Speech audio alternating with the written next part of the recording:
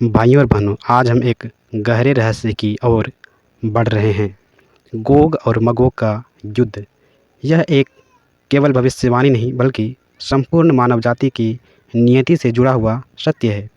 बहुत सारे लोग यह सोचते हैं कि यह युद्ध कब होगा, इसमें कौन कौन सम्मिलित होंगे, क्या यह आज के समय से जुड़ा है और मसीह विश्वासियों को इससे क्या सीखने की ज़रूरत है। आखिर में यह गोग और मगोग कौन है? चलिए इस बात का आधार हम बाइबल से ढूंढने का प्रयास करते हैं। यहेजकेल की पुस्तक अध्याय 38 पद 2 और 3 को यदि पढ़े तो वहाँ लिखा है, मनुष्य के संतान, तू मगोग देश के गोग की और जो मेशेक और तुबाल का प्रधान है, मुख फेर कर भविष्यवाणी कर। गोग एक राष्ट्र का नेता है। मगोग उत्तरी क्षेत्र, बहुत सारे बुद्धिजीवी लोग रूस, मध्य एशिया और उत्तरी राष्ट्रों से इसे जोड़ते हैं। मेशेक और तुबाल एशिया माइनर यानी कि आधुनिक तुर्की के हिस्से हैं। ये सारे देश एकजुट होकर एक संगठन बनाकर इसराइल के विरुद्ध उठेंगे। यहेजकेल की पुस्तक अध्याय 38 पद 8 और 9 में यदि पढ़े तो वहाँ लिखा है, अंत के दिनों में तू उस देश पर चढ़ आएगा जैसे मेघ पृथ्वी को ढक लेती है, वैसे ही तू और तेरे सब दल। साफ साफ अनुमान है कि यह युद्ध अचानक और विशाल होगा।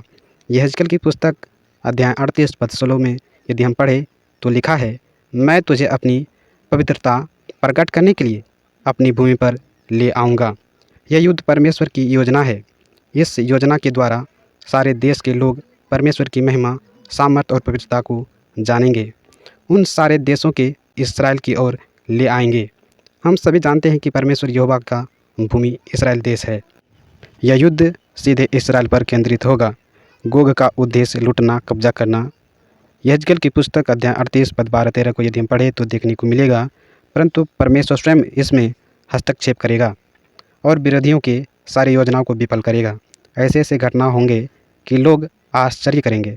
यहेजकेल की पुस्तक अध्याय 38 पद 19-20 को यदि पढ़े तो वहाँ लिखा है, बड़ा भूकंप होगा, पृथ्वी पर रहने वाले और आकाश में रहने वाले जीव जंतु, पक्षी सब काँप उठेंगे, पहाड़ गिर जाएंगे, दीवारें गिरकर मिट्टी में मिल जाएंगे। बहुत ही भयानक मंजर होगा। यहेजकेल की पुस्तक अध्याय 38 पद 22 को यदि हम देखें तो वहाँ लिखा है, आकाश से आग और गंधक की भारी वर्षा होने वाली है। बाइबल में लिखी हर एक बात जो परमेश्वर का कहा हुआ है पूरी होगी। परमेश्वर की सामर्थ सब जाति के लोगों को देखने को मिलेगा। परमेश्वर अपनी पवित्रता प्रकट करेंगे। प्रभु वचनों से एक भी बात बिना पूरी हुई नहीं रहेगा। मगोग की पराजय होगा। वे सारे देश के लोग जो संगठित होकर चढ़ाई करने को आएंगे वो हार जाएंगे। यहेजकेल की पुस्तक अध्याय 39 पद 4 में यदि हम देखें तो वहाँ मिलेगा, वे सारे देश के लोग सेना इसराइल के पहाड़ों पर मारे जाएंगे, मांसाहारी जीव जंतु, वन पशुएं उनको खाएंगे।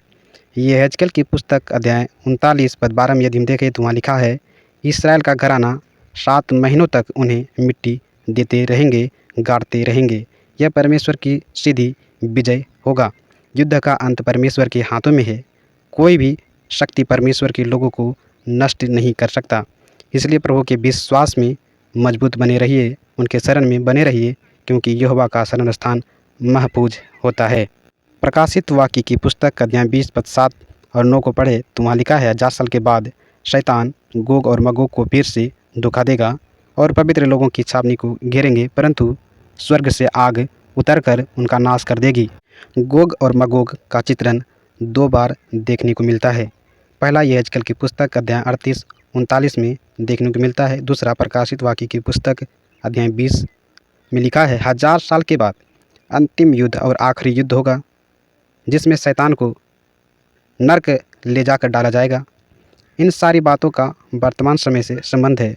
आज मध्य पूर्व की राजनीति, रूस, तुर्की, ईरान और इसराइल का तनाव, यह सब बाइबल की भविष्यवाणी से मेल खाता है।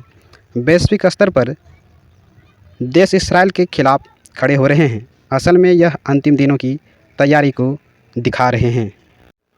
प्रभु यीशु मसीह का वचन मत्ती की पुस्तक अध्याय 24 पद 33 में कहता है, इसी रीति से जब तुम इन सब बातों को देखो तो जान लेना वह निकट है, वरन द्वार पर ही है। प्रभु का वचन वर्तमान समय को दिखाता है, जो तैयारी हो रही है। अंत के दिनों का ये लक्षण है। परमेश्वर अपनी भविष्यवाणी को पूरा कर रहा है। मसीह लोगों को डरने की नहीं बल्कि तैयार होने की ज़रूरत है।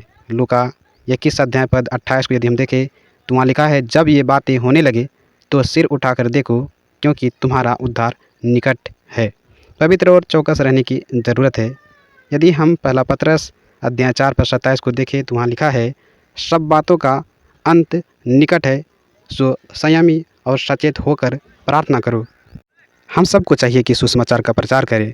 अंत समय में हमारा कार्य यह होना चाहिए कि बहुत सारे आत्माएं जो संसार में भटक रहे हैं प्रभु के पास लाएं, ताकि वो भी उद्धार पा सके। हमारा विश्वास मजबूत होना चाहिए। प्रकाशित वाक्य की पुस्तक अध्याय 2 पद 10 में लिखा है, मौत तक विश्वास योग्य रह और मैं तुझे जीवन का मुकुट दूंगा। गोग मगोग का युद्ध केवल भविष्यवाणी नहीं बल्कि परमेश्वर की शक्ति और संप्रभुता का प्रकटीकरण है। आज हमें यह जानने की ज़रूरत है, परमेश्वर का वचन जीवित है। इतिहास उसी की योजना के अनुसार चल रहा है। अंत में विजय केवल यीशु मसीह की होगी। क्या आप तैयार हैं?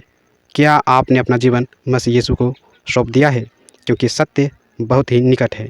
प्रभु यीशु मसीह के नाम में सबको आशीष शांति मिलता रहे। आमीन।